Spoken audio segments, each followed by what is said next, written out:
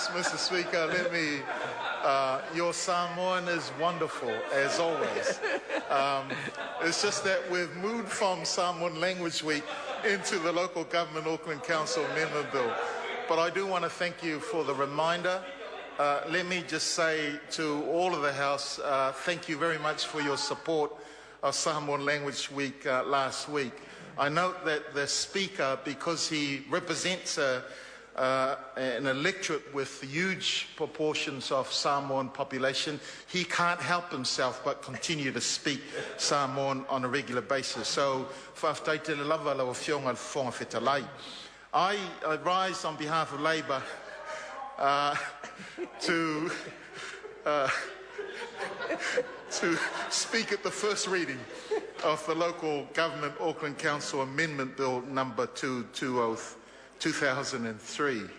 As the Minister has outlined eloquently, the bill is to amend the Local Government Auckland Council Act 2009 to enable local boards established under the Act to delegate responsibilities, duties or powers conferred or allocated to them under the Act.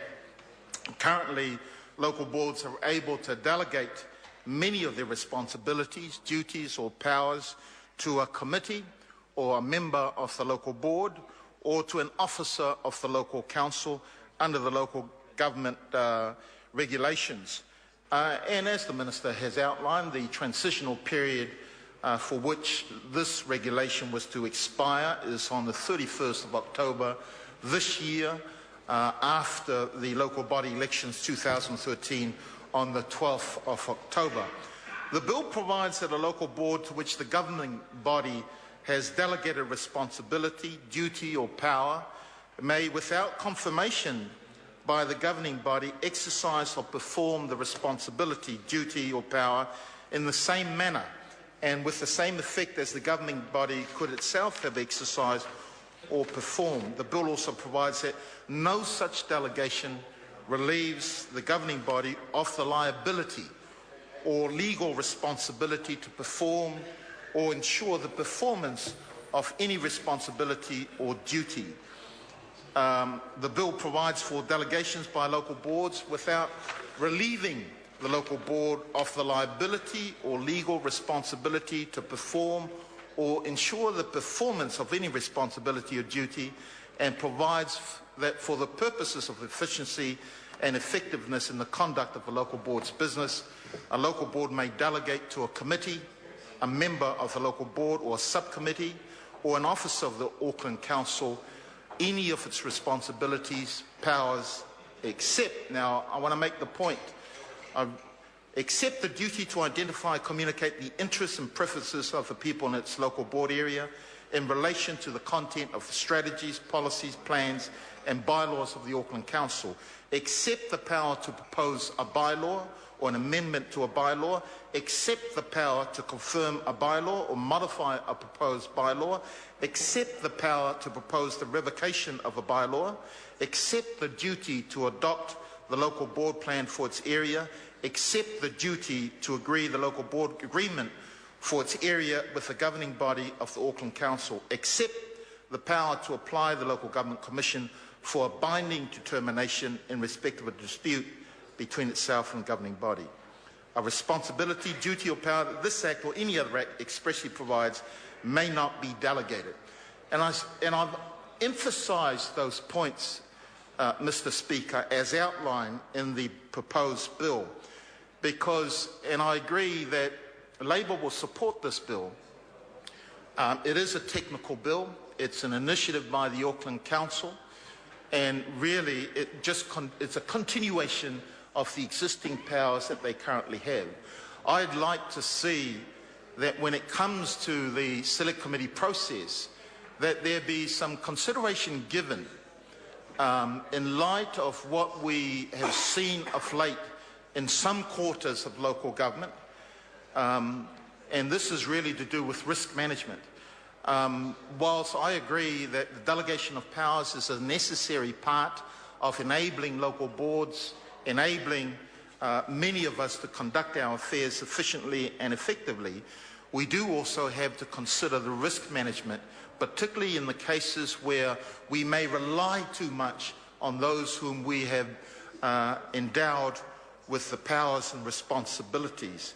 And there have been recent examples that come to mind, which I don't want to dwell on at this particular time, but I think there's been some concern raised that often we have seen, and on the appearance of it, too many validating legislation due to mistakes or incompetency, or those who have delegated authority simply sleeping on the wheel. But notwithstanding, we believe that this bill simply allows for the local board, the council officials in Auckland in particular, to get on with the business of representing and serving their local communities. In Auckland, there are about 149 local board members in Auckland, and I can say, sir, with much assurance, that it is a 24/7 job. The local board members work tirelessly on behalf of their constituencies. I know in particular in Māngere Otara local board area, our team there do a wonderful job of representing our community and articulating and advocating on behalf of our community. In Māngere Otara local board, we've got some old hands who've been around with a wealth of experience, but we also have some young local board members coming through, and such as Lydia Sosene, who is a passionate, articulate, hard-working local board member for our communities. So I want to acknowledge the local board in Auckland for their work. I think, sir, this is also a good time to acknowledge the Auckland Council in particular. When you consider the work and effort that they've put in, they have worked extremely hard despite times being tough. Times have been tough for our ratepayers, high unemployment, few jobs, rising cost of power bills, increases in petrol. Absolutely. And despite this, Auckland Council is getting on with its work.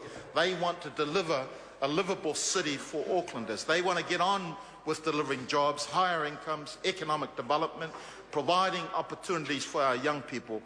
Auckland wants to get on with the work at hand and not play the Wellingtonian political gamemanship that this government seems to be content in doing. And this bill ensures there's certainty to local boards to carry out their role. So I think it is important, sir, to acknowledge that. I want to say, sir, that I think Chris Tremaine, the Minister of Local Government, I would, such a nice guy, and in delivering the legislation tonight, sir, I would say that he is probably one of the best ministers that is well placed to lead local government at this point in time. I would rather see him, who is prepared to listen to Auckland Council, rather than the likes of Mr. Smith, who, and frankly, sir, has just been a bully. He's been a bully, sir, and I have to say that at this day and age, where we do not accept bullies in our homes, where we do not accept bullies in our schools or in our workplaces, why on earth would Aucklanders accept the kind of minister or the behaviour that Mr. Smith is displaying, but the bullying tactics that he's shown Auckland? Why? It's ludicrous, sir, when you consider he spent 6 weeks negotiating with Auckland Council, and Auckland Council negotiating in good faith with the government, and at the end of it decides, after making no mention of overriding powers, and rushes through this budget, overriding powers. How can you have Auckland Council being able to deliver what they need for their constituency when this government holds a gun to their head, sir? It's unacceptable behaviour, and I think Mr. Chris Tremaine is the ideal person that ought to do that. It's unacceptable, the behaviour that Mr. Smith is displaying so far, and I would ask Mr. Tremaine, please step forward. Help out. Can somebody let this minister, Mr. Smith, see reason? Can somebody help him to be responsible in his attitude to local government and to Auckland Council? Can somebody please help Mr. Smith, period, and just put him out of his misery? And Mr. Tremaine, I hope, will have the courage to step up to the plate and take the lead in a very, very important debate, because it's just unacceptable, I would say to this government, unacceptable that you have a bully. That's not the kind of partnership that local government are looking for. They don't want bullies in local government, Mr. Speaker, and Dr. Smith is a bully insofar as I'm concerned, is a bully insofar as Aucklanders can see. I call the honourable member Nikki Wagner.